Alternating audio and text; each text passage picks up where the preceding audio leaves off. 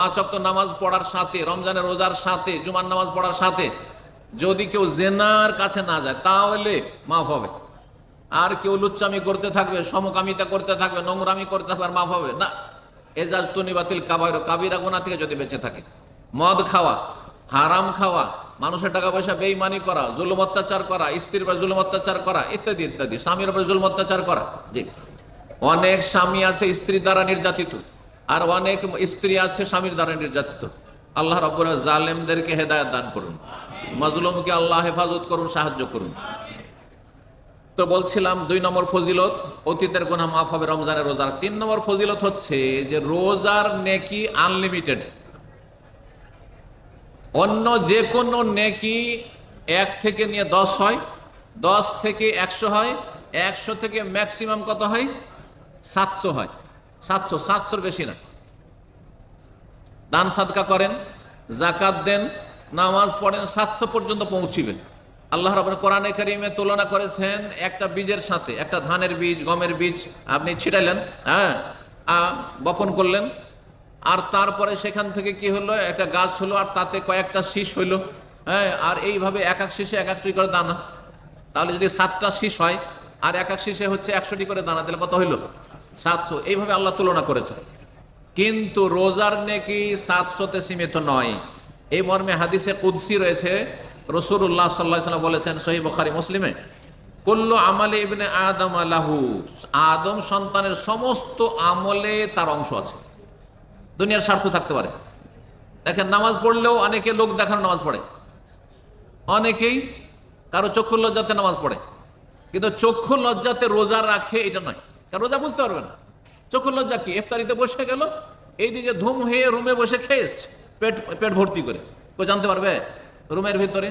আচ্ছা, রুমে যদি একা না হইতে পারে, ধরেন স্ত্রী আছে সবসময় কাছে, অথবা রুমমেট আছে, একা হইতেই পারছেন না, তো পানিতে ডুব দিয়ে,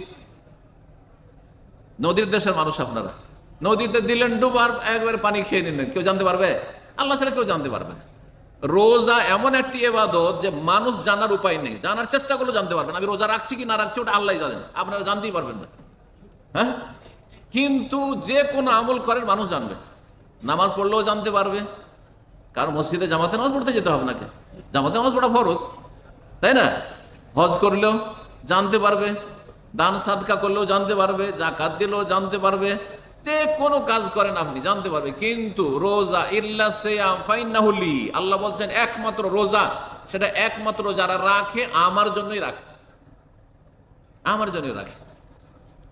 সুতরাং ওয়া আনা আজজি বিহি, আমি আল্লাহ বলছেন আমি স্বয়ং রোজাদারের বদলা দেব, নিজ হাতে দেব। আল্লাহ, তাহলে আল্লাহ যখন দেবেন তখন আল্লাহ 700-তে সীমিত রাখবেন না।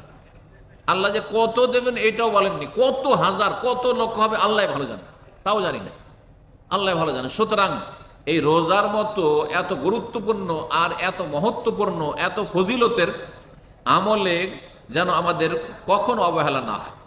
আল্লাহ রাব্বুল যেই দিন পুরস্কার দেবেন হাসরের মাঠে, সেই দিন যারা রোজা রাখেনি আক্ষেপ করবে, রোজা রাখেনি যারা আক্ষেপ করবে, এমনকি যারা সুন্নত নফল রোজা রাখেনি শুধু ফরজটা রেখেছে তারাও আক্ষেপ করে যে হায় রে, আমি তো বেশি বেশি সুন্নত নফল রাখতাম, তাহলে তো আমি তো আরো এগিয়ে যেতাম, কত নেকি পেয়ে যেতাম, কত আমার নেকি কমে গেল, সুতরাং আমি তো অনেকটা নিচে নেমে গেলাম রেজাল্টের ফলাফলে। নবী সাল্লাল্লাহু আলাইহি ওয়াসাল্লাম বলছেন যে আল্লাহ বলেছেন ফাইল্লা সিয়াম ফাইন্নাহু লি ওয়া আনা আজজি বিহি, আমি তার বদলা দেব।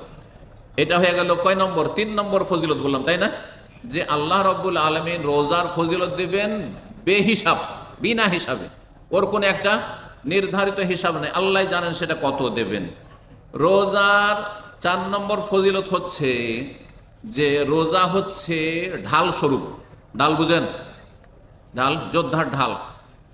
যখন তরবারির লড়াই হতো তখন হাতে ঘোড়ার পিঠে চড়ে এক হাতে তরবারি ধরে থাকতো আর এক হাতে ঢাল ধরে থাকতো, যেহেতু দুশ্মন যে আক্রমণ করবে যাতে করে তার আক্রমণকে প্রতিহত করা যায় আর নিজের আত্মরক্ষা করা যায়, সেজন্য ঢাল।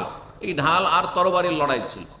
আজ দুনিয়া অনেক এগিয়ে চলে গেছে, সুতরাং আমাদেরকে প্রথম দিনের ক্ষেত্রে, ঈমান ইসলামের ক্ষেত্রে এগিয়ে যেতে হবে, তারপরে দুনিয়ার ক্ষেত্রে এগিয়ে যেতে হবে, তাহলেই কাফের দুশ্মন পরাজিত হবে। আর না হলে শুধু বড় বড় লেকচারই দিতে থাকবেন আর বড় বড় ফেসবুকে আপনি স্ট্যাটাস দিয়ে বাহাদুরি শুধু প্রকাশ করতে থাকবেন, কিন্তু কিছুই হবে না।